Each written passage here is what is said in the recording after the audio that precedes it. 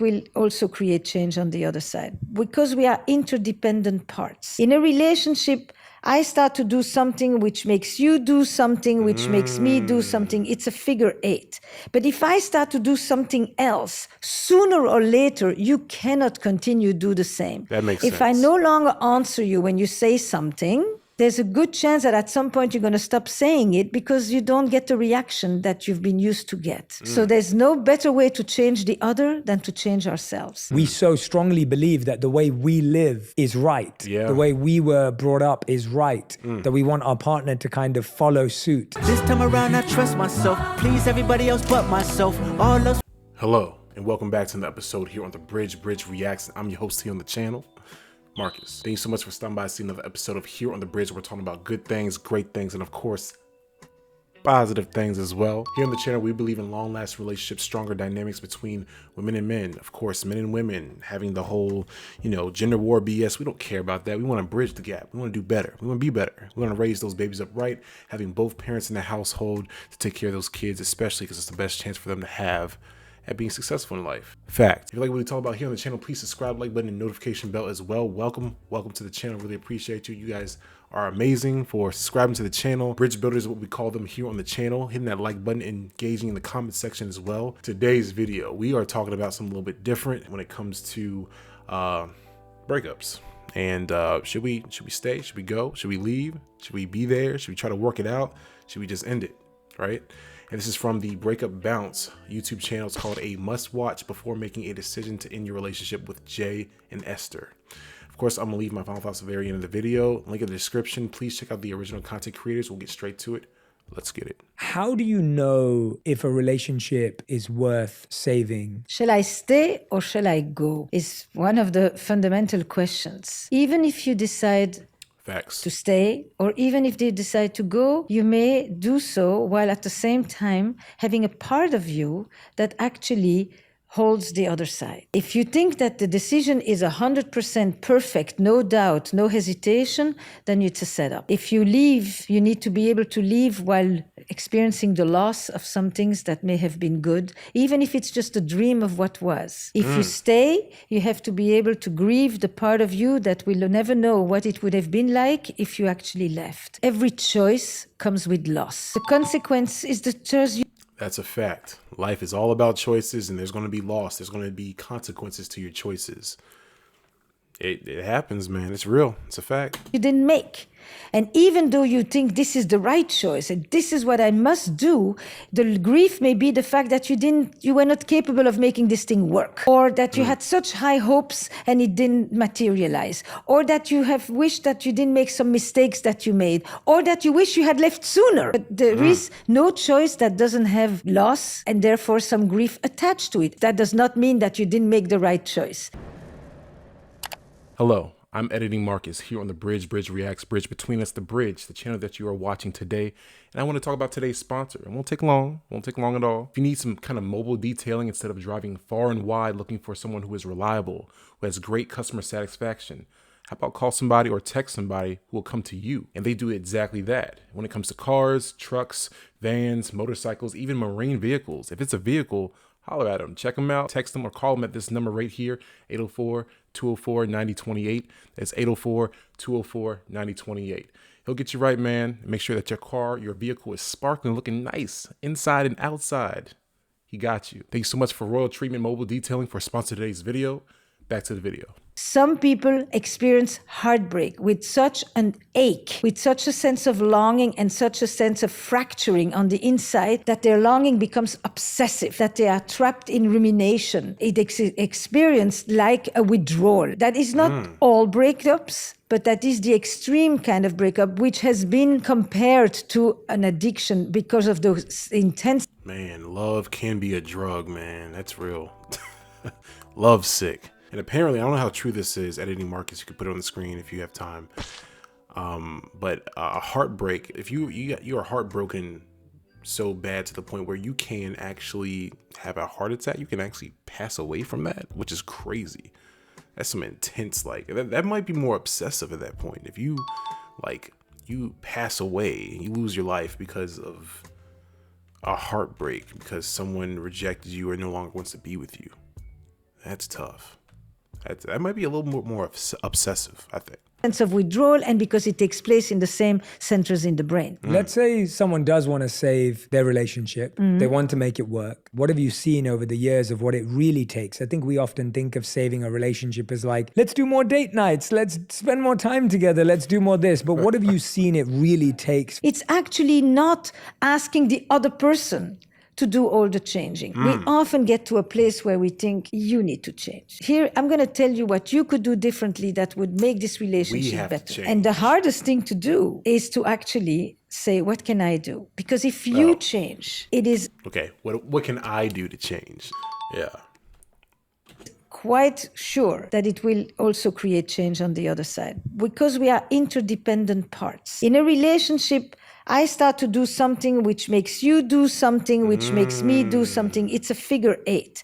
But if I start to do something else, sooner or later, you cannot continue to do the same. That makes sense. If I no longer answer you when you say something, there's a good chance that at some point you're going to stop saying it because you don't get the reaction that you've been used to get. So there's no better way to change the other than to change ourselves. I feel like that's just very minuscule. I'm going to pause it here for just a second. I'm just going to let it play. I've been pausing it too much this video, trying to make this shorter. But I dare say this is kind of minuscule, just a tad little bit of manipulation. It's like you're changing a little bit about yourself, because we all know you shouldn't attempt to change the other person because they're not going to be their authentic self. You're just trying to imprint something onto them that's not really who they are. And then you're not really getting who they truly are. You're just kind of pushing them into a box or in a corner and forcing them to be more like what you like or who you are. It doesn't seem like it's genuine, you know? That's not 100% thing. It's just a good principle to keep in mind. What is it that I can do differently? What's one thing I could choose that I know would improve the relationship because I've heard you or because I know us? And if I don't instantly walk out every time, but I actually stay and I listen and I pay attention, will that create something rather than thinking about, all the good reasons why I should get out or leave in that moment? You talked about there how, trying to change the other person isn't necessarily the focus, but for so many of us, that seems to be the problem. The problem seems to be the other person's behaviors, their attitude, their approach to life. I hear some people say they don't dream enough, they dream too much. Yes. I hear people say, oh, they have too many friends, they have no friends, right? I see people at both ends of the spectrum. We always seem to have issues with how our partners live. Why is that? Some of us, not all of us. And holding myself accountable and being honest and open with the viewers, bridge builders. There have been times where I feel as though I've been trying to, not change the other person to my liking, trying to influence them to be more like a certain way. And I was wrong for that. I think that was wrong. I'm just denouncing that behavior because it's not, again, you're not allowing that person to be their authentic self, and you are kind of like trying to mold that person to what you want to be or what you want them to be for you. That's very much so manipulating and wrong, right? The way I lived onto my partner. We so strongly believe that the way we live is right. Yeah. The way we were brought up is right. That we want our partner to kind of follow suit. In my house, we used to eat, hang out, and then at the end of the night, we'd wash the dishes. In my wife's home, they used to eat, wash the dishes, and then hang out. And so when we got married and we started living together, and when we were having friends over or whatever it may be, in my mind, we're going to eat, we're going to hang out, and then we're going to wash the dishes. And in my wife's mind, she's thinking, we're going to eat, now we have to clean up, make sure everything's clean, and then we can hang out. And something as little as that can cause so much friction and bad communication and feelings of, oh, you don't care about me, and you don't love me, and you don't appreciate me. Over some dirty dishes.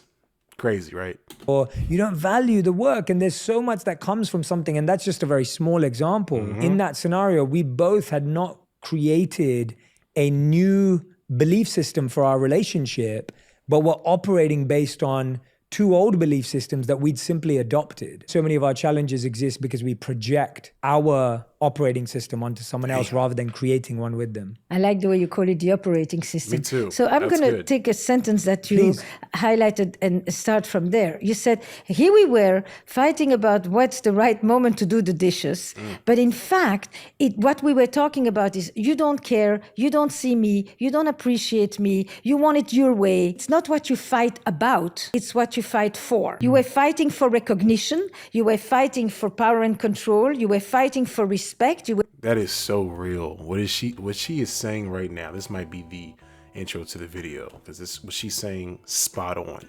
A lot of us, we are, become a little bit emotional. We're all humans, men, women, doesn't matter. We all have emotions, and we should all, feel as though our emotions are valid. We shouldn't be over emotional to the point where we are not even using any logic at all. We're just being emotional beings. But you cannot allow like simple things to change the whole dynamic of how that person may see you or how you see that person. Just because my girl doesn't let me know a certain thing that I told her to let me know about doesn't mean, oh, you don't care about me. Oh my gosh, you always, like it. I can't automatically assume and be a very emotional, even like I should stick with whatever happened, because whatever happened usually are small things that aren't that big of a deal. But in the back of my head, if I feel triggered, if I feel a certain type of way because there is an emotional response from me because of what happened, what was said, what was done, then it can cause issues. That makes a lot of sense, for real. We're fighting for trust and closeness. Underneath the fight, there are usually 3 sets of issues that we are actually fighting for. And that is power, trust, and value. I've made this nice meal, I prepared, I try to be kind to your friends, and you don't value me. Once you've understood that, what is the hidden dimension that you are actually fighting for, the fight, the dishes, the when to do them becomes a lot more clear. It's not just I'm imposing my belief on you and I want it to do my way because my way is the right way. You may think this way. The question is, what happens when you have to confront yourself with someone who is different? I mean, everything about relationships is about straddling sameness and difference. And when you are a couples therapist, it's very typical that people come to you, they tell you, here, my relationship, here's my partner, let me tell you what's wrong with them, and maybe you can fix them, and I'll help you. Make my partner understand why my family's way of doing things is the best way of doing things. It's a very good way. If you have to change your mind, does that mean that it's a loss of your identity? Or can you actually experience that as an expansion, as something that you let in? How do you let the other person influence you without being constantly in a defense of your, this is my flag and here are my values or my operation system? Well said. And there's about 3 more minutes of this video. I'm going to go ahead and just get to my final thoughts. The video's getting a little bit longer than I expected. So my final thoughts, right? I didn't think this video was going to go this way. It went a different direction, but I can make something out of this. I can make some content out of this. Basically, the whole point of this, what I originally wanted to kind of showcase, I only watched the first minute or so of this video originally, to understand what can you look out for before just ending the relationship? Because a lot of us may be triggered. A lot of us may have old beliefs, old feelings about something that has nothing to do with the person right in front of us, or the action that was done, or the words that were said, or whatever the scenario was in front of us. And we take it so personal. We take it a certain way that it makes us look at things a lot different. It makes us no longer trust or feel as safe with the other person. That's where I was trying to go with this video, but it kind of took a slightly different direction, but still encompassed a lot of what I just said, because they're exactly right. You can't try to change people and try to mold them to what you want them to be. Let that person be who they are.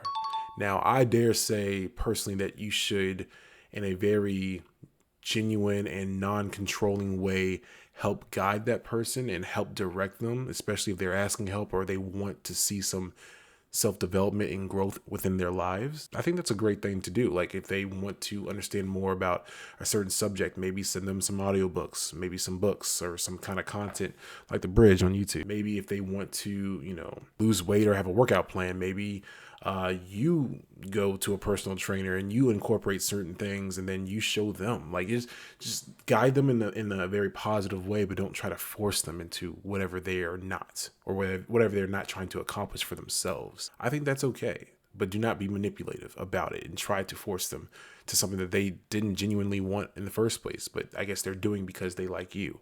That's not cool. And I feel as though personally I've been down that rabbit hole, unfortunately, on both sides of it, me influencing somebody else and someone influencing me. Before wanting to end the relationship, maybe you should ask yourself more questions. What can I do? Like she said in the video, what can I do to change certain behaviors or aspects of myself that I want to see the other person notice, and hopefully they also adapt as well. And maybe we can both grow together and unlearn certain things, and maybe find new operating systems, new ways of doing certain things together.